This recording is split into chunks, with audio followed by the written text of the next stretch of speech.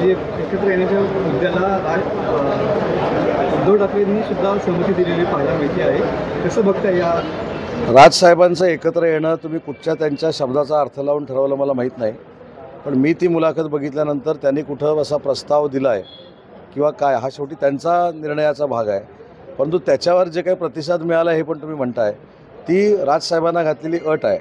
आणि राजसाहेबांचा राजकीय स्वभाव बघता किंवा राजसाहेबांची कामाची स्टाईल बघता कोणाच्या अटीच्या अधीन राहून राजसाहेब काही निर्णय घेतील असं मला वाटत नाही. त्यांचा स्वतंत्र असा विचार आहे आणि त्या स्वतंत्र विचारावर ते ठाम असतात.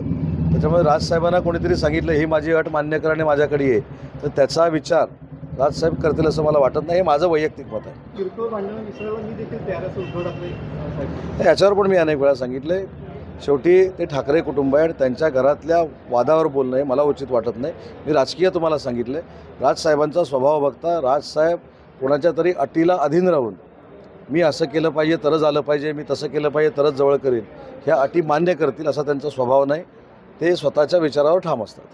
सर, राज्य में हिंदी भाषा अनिवार्य करने की जो शुरू है क्यों राज्य में हिंदी भाषा अनिवार्य करने के लिए जो पहले से कुछ निर्णय हुआ है वो दादा भूसे जो शालेय शिक्षण मंत्री है उनसे बात करना पड़ेगा, क्योंकि किस लिए ये डिसीजन लिया गया है, वो क्यों लिया गया है वो समझ लेना पड़ेगा और उसके बाद ही उसके ऊपर डिस्कशन करना अच्छा रहेगा. लेकिन मराठी जो हमारी मातृभाषा है, मराठी जो हमारी राजभाषा है, उस भाषा के लिए हमको अभिमान है. सर, मराठी भाषा हा जो विषय आहे तो मराठीत तर या विषयावर सर तुम्ही मराठी भाषा मंत्री आहात, जी सक्ती हिंदीची होते आहे तर त्याबद्दल तुमची तर पहिली गोष्ट अभिजात मराठी भाषा आणि शालेय शिक्षण विभागाने घेतलेला निर्णय याचा सुतरामही संबंध नाही.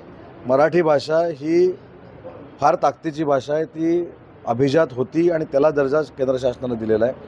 आता हिंदीची सक्ती आणि हिंदी पहिलीपासून कशासाठी अनिवार्य करण्याची भूमिका शालेय शिक्षण विभागाने घेतलेली आहे त्याची मला माहिती घ्यावी लागेल.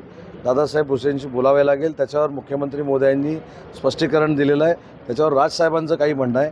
तर मला असं वाटतं की सरकारचे आणि राजसाहेबांचे असे काही संबंध नाहीत आम्ही बोलू शकत नाही. त्याच्यामुळे कदाचित वेळ पडली तर मुख्यमंत्री त्यांच्याशी देखील चर्चा करतील. पण जर अशा पद्धतीने मुलांवर बर्डन टाकणं मी तेच सांगितलं की या बाबतीतली पूर्ण माहिती घेऊन बोललं तरच उचित राहील, कारण तो संवेदनशील विषय आहे.